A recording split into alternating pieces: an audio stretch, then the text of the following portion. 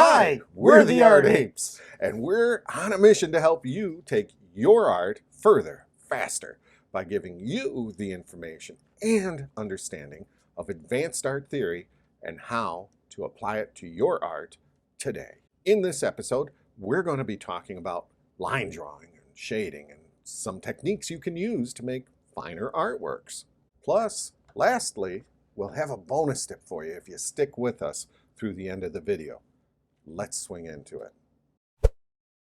Line drawing and shading. In line drawing, shading should only be used as an aid to the expression of form. What's that mean? When we look at the master Jean-Auguste Dominique Ingres, you can see Ingres. you can see he didn't aim for representing the true tone values, only to express form. Only enough shading to show how the form curved away, but he didn't try and darken it enough to show the real tonal value. We're going to just touch on shading in this episode since we're going to be covering the subject in an amazing amount of depth in other videos. So stay tuned. Harold Speed had some unique things to say in The Practice and Science of Drawing. Amazing book. And since we will be relating back to this important information in later videos, I want to at least cover the important and relevant portions here. We're going to skip over the core shadow and cast shadow business for this one, though. All right, a few general principles. All right, first off, the darkest light is lighter than the lightest dark.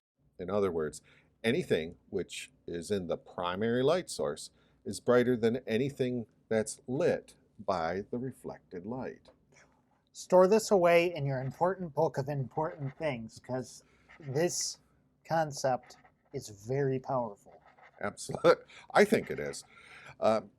More about the why that is in another video. When studying principles of simple light and shade, it's best to draw from objects of one local color, such as a plaster cast or an egg. For round objects, we can also make studies from paper made into boxes and cylinders. In multicolored objects, there can be complications, which is why we try not to use them when you're just beginning to study this stuff. The complications are usually due to the tone differences between objects or between parts of the same object. Like if you have a billiard ball, a pool ball with a stripe across it. Remember, in line drawing, we are only thinking about pure form. So if it doesn't contribute to the expression of form, then it's something which needs to be minimized. So how can we minimize the effect of light and shade when we're drawing? When practicing line drawing, we want to have a wide light behind your back. What's a wide light? I got your answer. I have a wide light is a large light source as opposed to a pinpoint light source such as a lamp or a flashlight. A wide light source is something that comes out of a large window maybe. It creates different effects that make it easier to see the edge. So if you've ever been in some art studios, it's those wide pane. That's why they do it. It gives you that wide light. Absolutely those does. Large windows. Okay, here's the advantage. Little shadow will be seen. Okay, most of the form is brightly lit by a primary light source. Now, here's how we can work with it. If we put the subject or object against a light-colored background, then the contour changes and curves around the surface away. As it does that, and it moves away from the light, it makes the object have darker edges. And it really looks something quite like a line drawing. These dark edges make it much easier to see where the lines are and then show the edge on your paper. Strong light and shade should be reserved for mass drawing and certainly not for the study of form in using line. Okay, rarely do you see any shadows in Holbein's drawings. Likely, he put his sitter in front of a large window, and he was probably seated right next to the window, and his sitter was brightly lit from the window. Remember, There wasn't any electric lights back then. To make it easier to see the outline of the outer contours, try this. Choose a background material as close to the tone or the brightness of the highest light, not the highlight, of the object to be drawn. If doing a portrait, oftentimes newsprint paper it'll do for many skin tones, though you might need to experiment with, if you've got different ethnicities, to find the correct tone. Remember, if the tone's too light, you can always move the paper further away or angle it in relation to the light to darken the background. Don't burden a line drawing with heavy halftones and shadows. Keep them light. The beauty that's inherent in line drawing is the beauty of contours. This delicacy in the lines of contours is ruined when it's hidden under heavy-handed light and shade, just like oftentimes too much makeup on some people. It just hides their real beauty. That was really good information about how to think of line drawing and shading. If you're finding value in this information, consider hitting the like button. When I first came across this description on how to think about line drawing and its process, that was something I hadn't really considered about the why behind my own technique. It made me think about my actual process. Maybe it might help you to think about your drawing process as well. Okay, first, the appearance of the thing you're drawing is first considered in line as a series of contours. Some edges are along the boundaries where the form meets the background, and others are where portions overlap as they bend forward and cross in front of these forms. Next, the light and shade differences of local colors, such as the lip and eyebrows, should be thought of as grouped tones, varying by how light and dark they are, rather than as outlined shapes.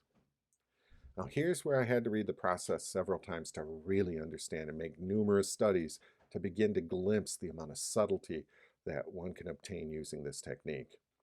We can suggest the changes of tone in your drawing by making parallel lines across the drawing from left to right and from below diagonally upwards. This can also be done, if you're left-handed, from below right diagonally upward to the left, if that's more natural to you. You want to make the lines darker and closer together when the depth of tones are wanted, and place them further apart when you want to have a delicate touch. Now next, this rule of parallel shading is broken only when the forms are truly changed and they need special attention, such as the swing lines of hair, prominent bone which lives just under the skin, or straining muscles. All these types of examples really demand a different approach. Here's the why of the process, and we'll describe this hatching process again and in greater detail in other videos, but the effect it gives is one of beauty and of surface and fleshiness to the drawing. Think of the hatched parallel lines as following the path of light as it goes across the object rather than as a description of form. It gives a unity which contains great charm. And that's an attribute to the drawing which we'll explore in another video. It is more suited to these drawings of using line where extreme delicacy of form is sought after. So, generally speaking, softness is suggested by lines of shading drawn across the forms. Fullness in body is suggested by line in strong curves, okay, drawing them in curves. Hardness is suggested by lines drawn down the forms. Atmosphere is suggested by lines crossing in all directions so that only a mystery of tone is produced rather than distinct lines. A great deal of expressive power is at your fingertips when you thoughtfully apply these four qualities in line in combination. As we will explain in another video, some of the same principles will apply to the direction of the swing of the brush when you're painting. Shading lines should never, or rarely be drawn backwards and forwards from left to right, scribbled back and forth, except maybe where you're searching for a mystery or shadow. This overall tone is created by crossing lines in multiple directions. That's the better way. The scribbled back and forth, it's got no control. It's got no control of the pencil, and it leaves darker points that are located at the end of each line. Something most unattractive and a darn nuisance, and it's a darn nuisance to resolve in a drawing. To sum up, the method of line drawing we're trying to explain is the lines of shading that are made in parallel in a direction which comes easily to your hand or paw, unless there is some important thing about the form which suggests the lines following another direction. It's pretty simple in that way. If you're in doubt about which direction the line should follow, draw them on this parallel principle. This preserves a unity in your work and allows the lines to be drawn in other directions for special reasons. And that speaks to the viewer with an extra power and attention. Okay, guess what time it is? It's time for your bonus tip.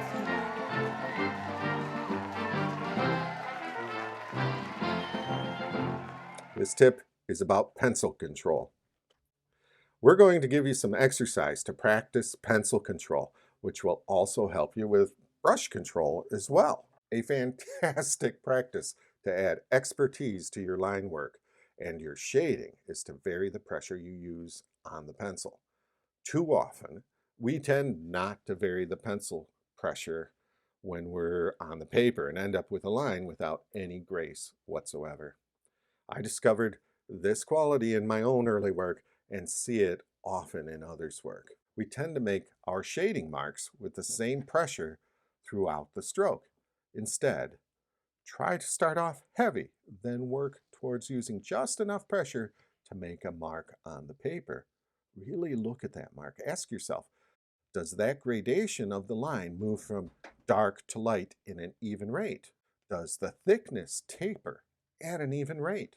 Right? That's important, way more than you think, and we're going to be getting into why it works even more when we get into painting and more artwork about drawing trees and all sorts of things. But it also helps when, just for this one, if you're drawing curves, to keep an even curve by knowing your pencil control. Varying line weight is way more important than you might think. Okay, draw a square, and make the line go from dark to light and start from the left side top and move towards the bottom of the square. Make each of the dark portions of the line touch each other and roughly parallel as they travel from dark to light. Make each line as much like the one above it as you can. We're after control here. This is a great doodle exercise, and especially wonderful when you're on hold with technical support because of your darn computer. Or you're waiting for your significant other to finish their haircut. There's number 2 pencils everywhere. You can do this without your fancy art pencils for a lot of these. So if you're on a bus, I wouldn't recommend the sharp pointy pencil on the bus, but say you are. If you're at a place you're waiting, you can practice this without using your really good pencils if you don't have to. Yeah, it is a great doodle exercise, and it will increase your control of shading, and it will increase your control in painting, and it will increase your control when you're using a stylus on your computer. Hey, if you found today's episode had some valuable information, hit subscribe and ring the bell, or make a comment below. We'd be happy to hear from you. See you next episode. Bye. Bye.